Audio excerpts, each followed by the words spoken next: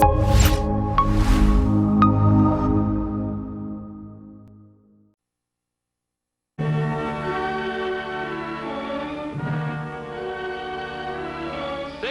for Star Playhouse presents Dick Powell, Charles Boyer, David Niven, Ida Lupino.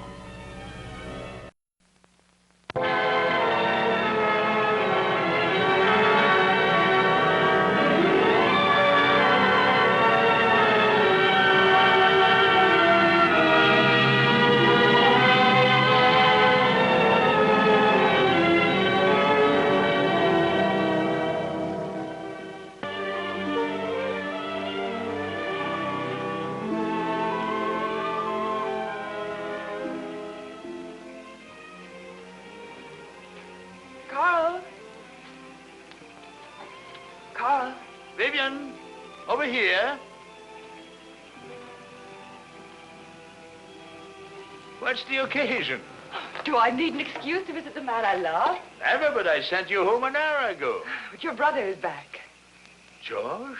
So soon? Yes, he's waiting for us at the house. Oh. Oh, my lamb. Did I break it? No.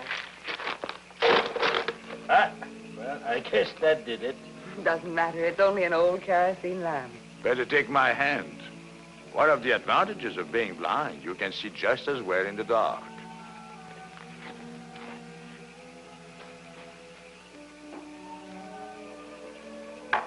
Let's sit down for a moment. Now, what is it, darling? Something to do with George's trip. He has found another doctor, hasn't he? Yes, Carl. A Dr. Patera. George brought him back with him. Another one. There is always another one. But this isn't like the others. This time, George has great hope that Dr. With Patera each new doctor, George has great hope. Didn't you have, Carl? Didn't you ever? Not for a long time now. If you're not going to allow yourself to hope... Vivian, I can't be disappointed. I've thought it over again and again, very carefully, very soberly. And I'm not going to tie you down to my little world here. This retreat I have fashioned for myself, this house, these woods, they may be all right for a blind man, but... Carl, we've settled all this. For a person with eyes. I can only guess at it, of course, but I know it would soon suffocate you. I've always heard that the groom-to-be gets frightened just before the wedding date approaches. It's no good, Vivian. Shut off from the rest of the world with a half man. A lover who can't even see your loveliness. Oh, Carl, A man who can't...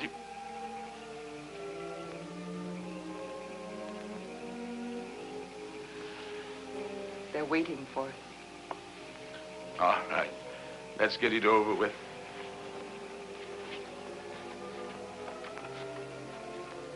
These romantic writers, they seem to think life is some sort of light-hearted game. But you know differently, don't you, Doctor? Only too well, Mr. Barry. George? Here. Carl, this is Dr. Patera. Ah, George, you never give up, do you? I promise you this is the last. Does it mean that you have finally found the miracle worker again? Perhaps we had better establish at the outset, despite your brother's apparent faith in me, I am not the miracle worker. That's refreshing. I have been called other things, though. Mountebank, charlatan, money grubber, faker. I could go on almost indefinitely. But you are none of those things, are you, Doctor? Perhaps not all of those things, Mr. Barry. Your sherry, sir. Oh, thank you, Archins. Dr. Patera's methods are not orthodox, Carl. Most important physicians laugh at him and refuse to believe in his cures. But he has succeeded in many cases just like yours. Other people who were blind since they were born. I've seen some of these cases with my own eyes. It is gratifying to find such loyal support in a colleague, but I am not prepared to say I can cure your blindness, Mr. Barry. Not until I have examined you. Preparing a way out already, eh, Doctor? Carl, Dr. Patera didn't come all this way just to be insulted. Oh, your brother's cynicism is quite understandable. And in case you are wondering, Mr. Barry, I am getting a handsome fee for my trouble. You know, I think I like you, Doctor. Shall we get the examination over with? So you can collect your fee and go back home? With your assistance, Doctor.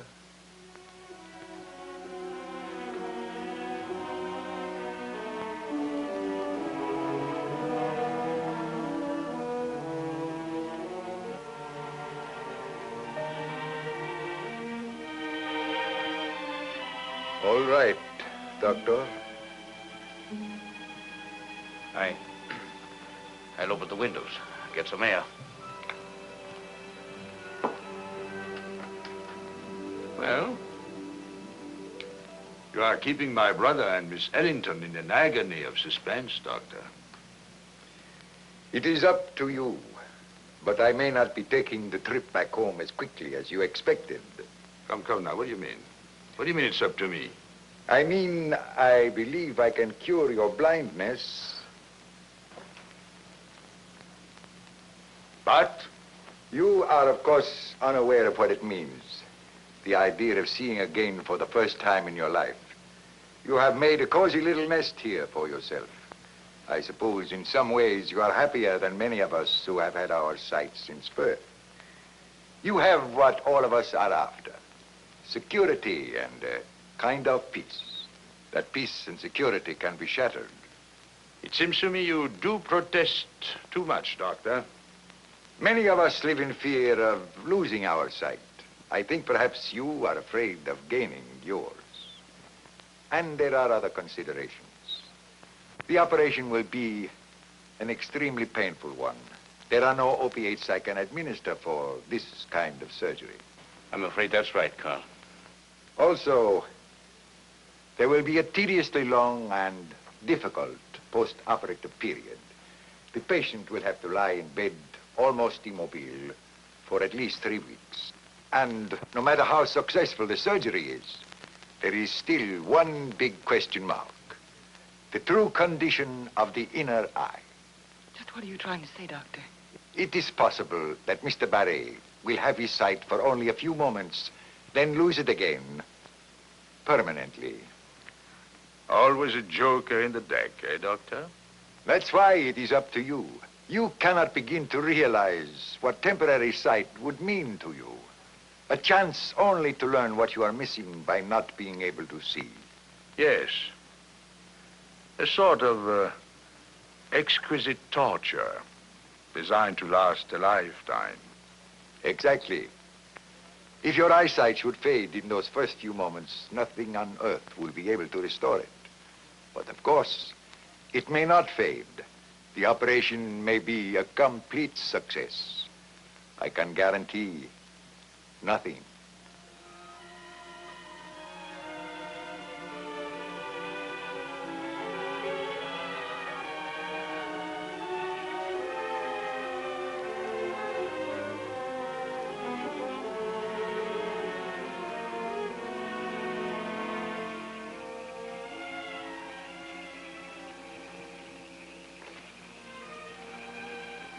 Vivian. I was worried about you. Gone so long. I had a lot of thinking to do. Of course. And right now, all you can think of is what it'll be like if the operation is not a success. Won't be a failure either, since there will be no operation. Why? He told you why?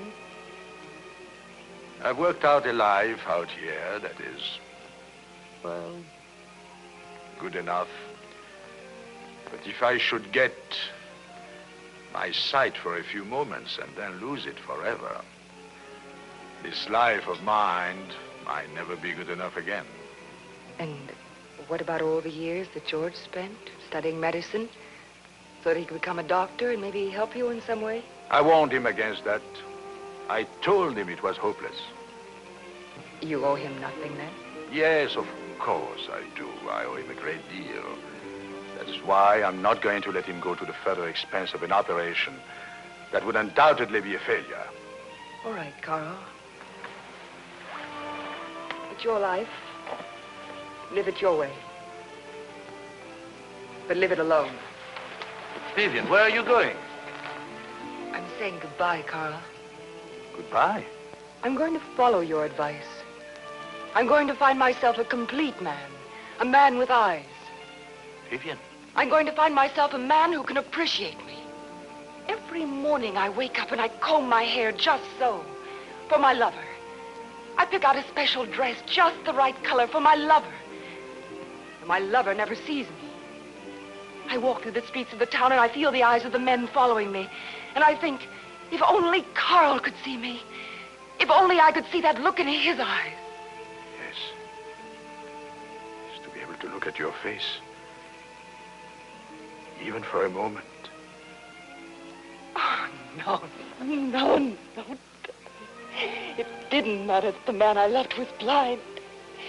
He loved me even though he couldn't see me. That's better than all the staring eyes of all the men in the world. But, darling, don't you understand? Now there's a chance. If only a chance. And you're afraid. You're running back to this little world of yours. Oh, darling, don't you understand? Yes. Yes, I understand. If I let Metiera go now without trying, I'll regret it for the rest of my life. Yes, Carl. Oh, yes. Well, they're waiting for us, Vivian.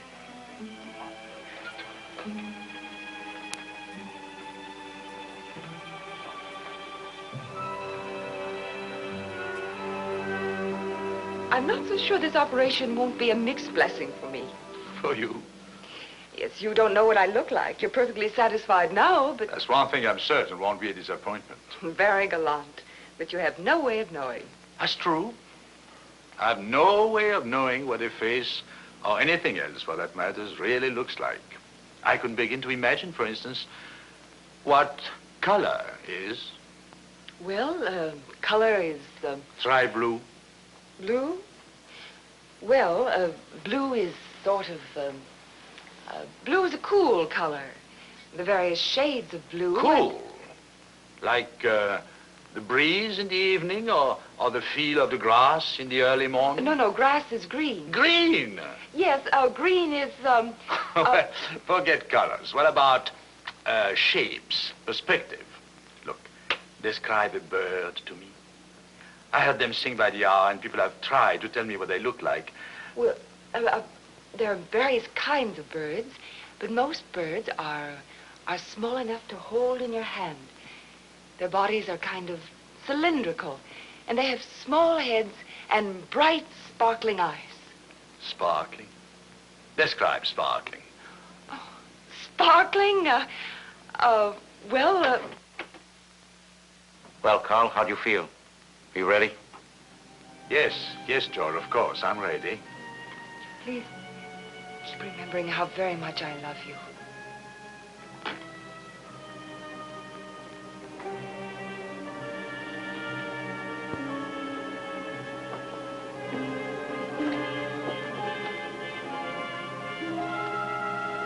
Good morning, Mr. Barry. Good morning, Doctor.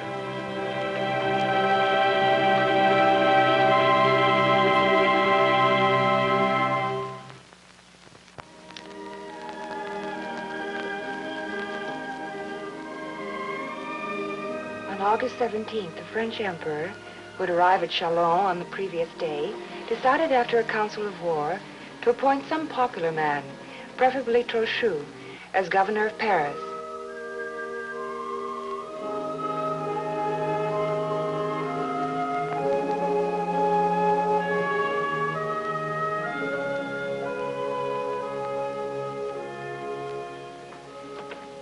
There'll be no more of that.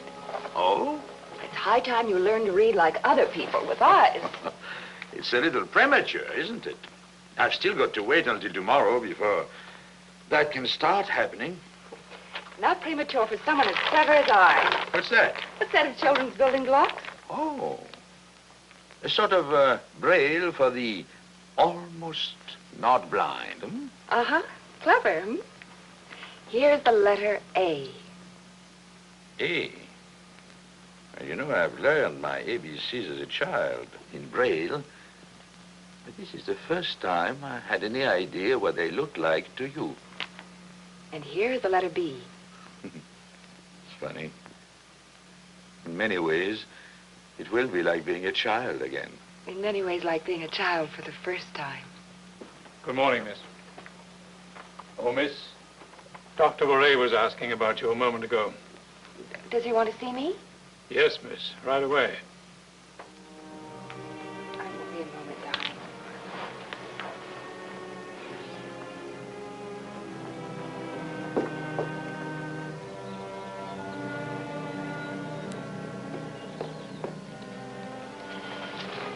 George, what is it? Petera is gone. Gone. He left last night.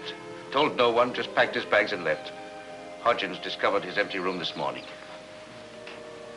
Gone. Carl, have you told Carl? He left this. This will come as a great shock to you, and I am truly sorry. However, my sudden and completely unexpected departure should have no effect whatsoever on your brother's chances. A message has been brought to me by special courier. A young man in the city of Marseille is so despondent over his blindness that he has twice tried to take his own life. His father implores me to come immediately on a ship leaving port tonight. Since there's nothing further I can do for your brother, I see no point in denying this urgent appeal. I don't believe it. He's a liar, a liar. I admonish you only to wait until tomorrow afternoon before removing the bandages from your brother's eyes. What happens then is up to fortune. He warned us. He told us he was a charlatan. Perhaps really this is the truth. A charlatan, faker, fraud. Running away in the night so that he wouldn't have to face us when we learned the truth. He knew if he woke me, I wouldn't let him go. Magnificent surgeon, wonderful man. Courage, integrity. What's going to happen to Carl now? Oh, that pain, his hope so high. I forced him into it. I tricked him into it. Please, Vivian, let me tell Carl. I think the best thing is to read him Petera's letter. The sooner he knows. All right. But I want to be there. What happens then is up to fortune. P.S. You may tell your brother, so that he can keep his concept of me intact, that the gentleman from Marseille has offered a fabulous sum for my services. Your servant, Brewer Petera. Sounds like Petera, all right. Come now.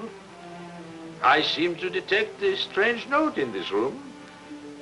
Do you think Petera is not telling the truth? It's just, we were worried how you would feel about it. Silly. It changes nothing. I'm glad you're taking it this way, Carl. Now the way to take it. Now, if you'll both be kind enough to leave the patient, it's time for my morning nap. I shall need plenty of strength when these blinkers come off tomorrow.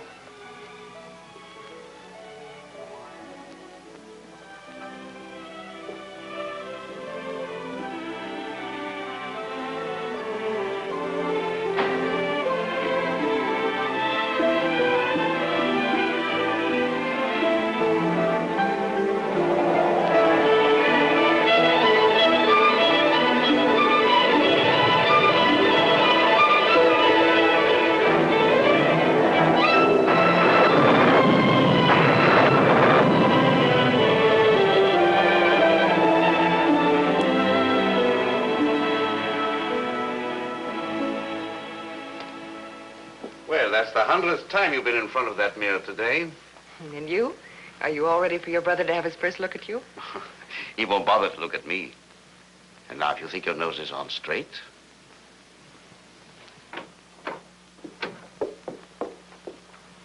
On time for the unveiling. Yes, Carl, we are both with you now. Are you as frightened as I am? Well, I'm probably more worried about your reaction to what I'm going to ask both of you to do. Ask us to do? I've been sitting in that chair all day, thinking about this. I am frightened, more frightened than I've ever been in all my life. It's very natural, darling. I've been trying to find a way to say this, to to explain myself without hurting both of you, but, well, I want to be alone when the bandages come off. Alone? There's nothing to taking them off. I can handle that easily, but I'm not sure I can handle myself. And, well, when I open my eyes and perhaps see for the first time, Vitiera was right. This is a very personal thing. I've no way of knowing what I'll do, how I'll feel. Carl, that's why you need us. Please try to understand. This is a time for a man to be with himself, his own private thoughts and emotions. Just that seeing the two people closest to me all at once might be too much. Carl, I think I understand. Thank you, darling. If you should find, as Dr. Vitiera said might happen, that you can only see for a few minutes. If my sight should begin to fade, I'll call you both immediately. You won't keep us waiting too long. As soon as I'm ready, I'll call.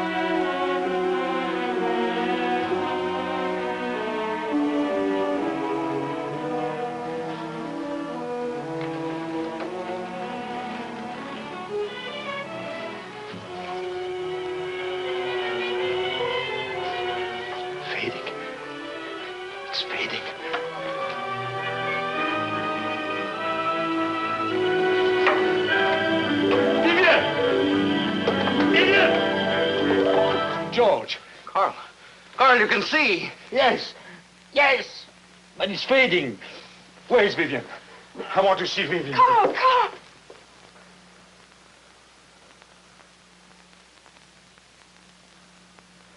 So beautiful.